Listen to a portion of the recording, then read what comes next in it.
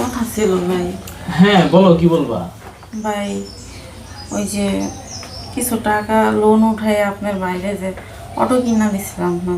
হ্যাঁ, তো অটো কিনে দিছো, ভালো কথা। এখন হ্যাঁ। তোমার জামাই ভালোভাবে চলবে, তোমরা ভালোভাবে চলবে, সে এখন তো অটো চালায় না আমার জামাই, কিছুই করে না।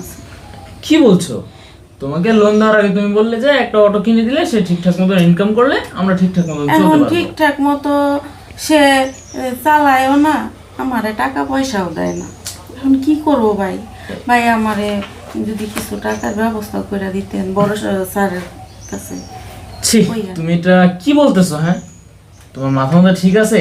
এমনিতে একটা লোন নেওয়া হয়েছে, এখন যদি আমি স্যারের কাছে আরেকটা লোনের জন্য বলি, তখন তো স্যার আমাকে বকবে বকবে, সাথে তোমাকেও বকা দিবে।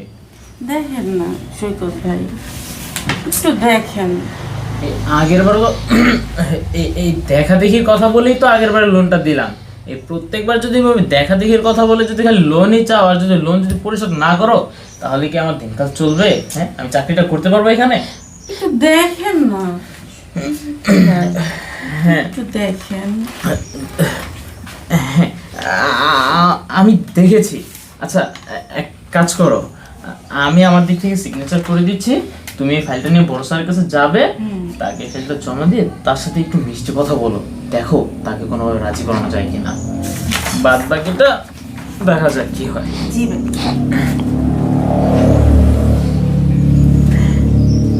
এই নাও, আমি সিগনেচার করে দিলাম, এখন এটা বড় স্যারের কাছে নিয়ে যাও। হ্যাঁ, আচ্ছা আর শোনো, রাত্রে কিন্তু ফোন দিলে একটু আইসো। হ্যাঁ, আচ্ছা ঠিক আছে।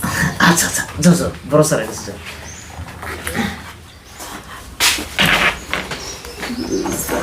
কি ব্যাপার, এরকম গায়ে হেলে বসছেন কেন? আপনি কি খাওয়া দাওয়া করেন নাই? জি স্যার, মানে কি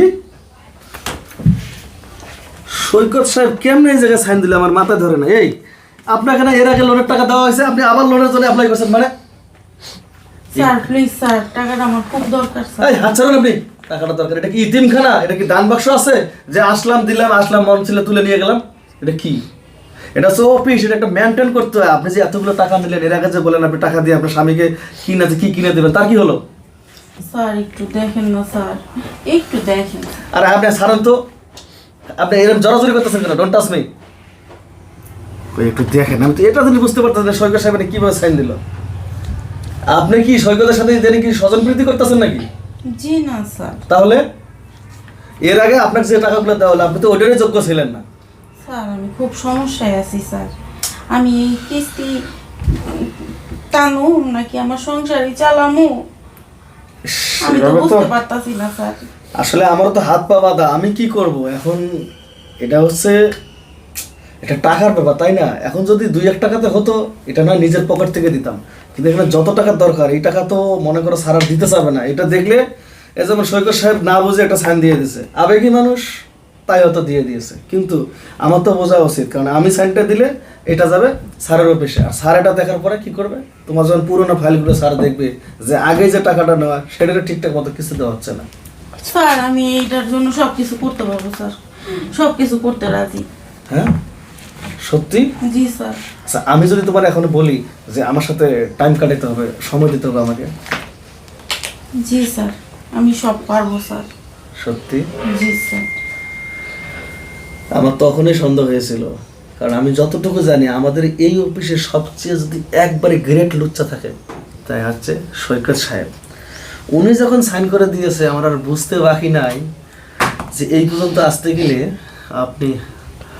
আচ্ছা ঠিক আছে, আপনার বাকি টাকা পাইয়ে দেওয়ার ব্যবস্থা করব।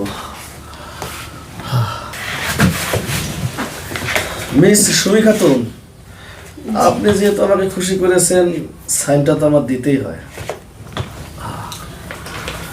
না শুনুন, আমি যে আপনার এই জায়গায় এমনকি নিচের জায়গায় সাইন করে দিয়েছি, এটা আবার সৈকত সাহেবকে বলবেন না। বোঝেন তো একটু প্রেস্টিজের ব্যাপার, তাই না? জি স্যার। জান আসি স্যার। আচ্ছা ঠিক আছে।